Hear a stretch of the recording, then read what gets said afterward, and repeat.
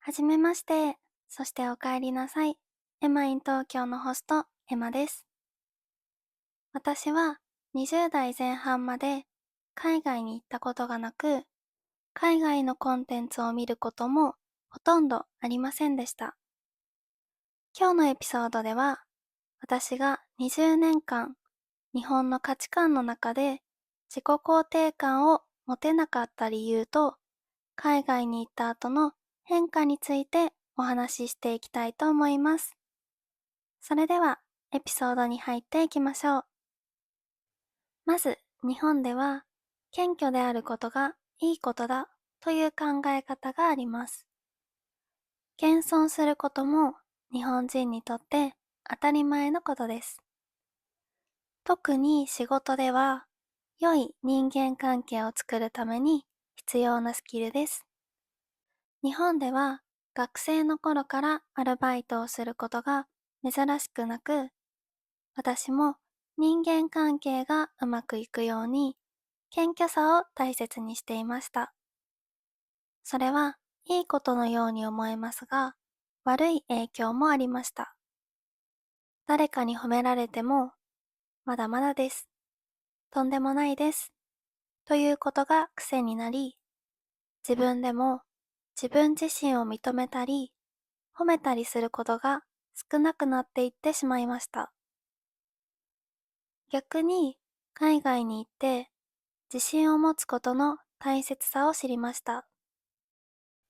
私はシャイな自覚があったので、海外では頑張って一人でパーティーに参加したり、新しい人に話しかけたりしていました。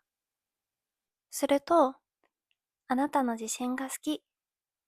日本人はシャイだけど、あなたはオープンマインドでいいね。と言ってもらえることが多かったです。実際に自信があるわけではなかったけど、自信があるふりをすることこそが私の自信につながりました。それから日本人は失敗することは恥ずかしいことだと感じてしまう人が多いと思います。学校でも先生から質問をされる日はみんな準備をしていたり、自分から意見を言う人が少なかったと感じています。私も学校で何か失敗した日はとても落ち込み、自分にできることは他の人より少ないと感じてしまっていました。でも私がイギリスの語学学校に行った時、日本人以外の多くのクラスメートが自分から問題に対する答えを言っていて、とても驚きました。間違っていることもあったけど、その後すぐに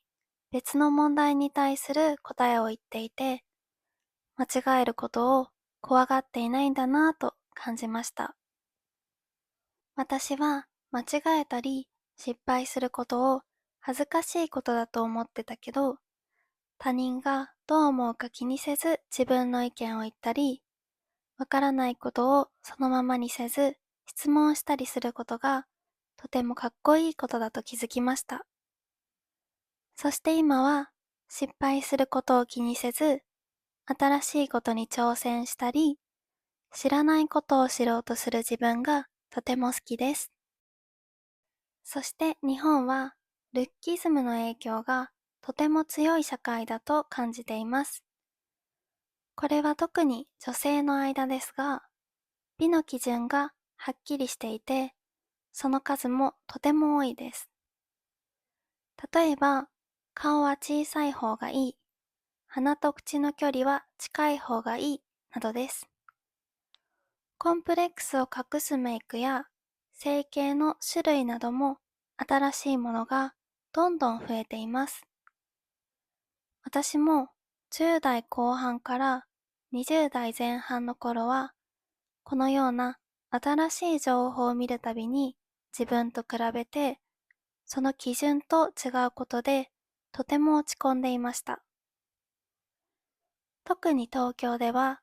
メイクや服装に気を使っている人が多く、私も人の目を気にして毎日長い時間をかけて準備をしていました。そして私が海外に行った時、動きやすい服装でメイクをせずに歩いている女性がとても多く感じました。でも、パーティーや特別なイベントではドレスアップしていて、その違いがとても素敵だなぁと思いました。そして海外では知らない人に褒められることも多かったのですが、顔など変えられないものではなく、自分が選んだものを褒められたことが印象的でした。例えば店員さんやバスで隣になった人に、あなたのシャツが好き、前髪が可愛いと言われるたびに、一日中笑顔でいられるくらいすごく嬉しかったです。顔が可愛いと言われても、ここまで覚えていなかったと思いますが、自分が選んだことを褒められることで自信がつきました。私は海外に行ったことが自信を持てなかった今までの自分と向き合い、自己肯定感を持つきっかけになりました。20代前半という若い年齢でこの変化があったことで、人生がとても楽になりました。もちろん、謙虚さは日本人の美しさの一つだと思っているので、謙虚さと自信のバランスを持つことが大切なのだと思います。はい、今回は私が日本社会で自己肯定感が低かった理由についてお話ししました。皆さんは自分に自信がありますか？自信を持つために必要なことは何だと思いますか？よかったらコメントで教えてください。それでは最後まで聞いてくれてありがとうございました。またねー。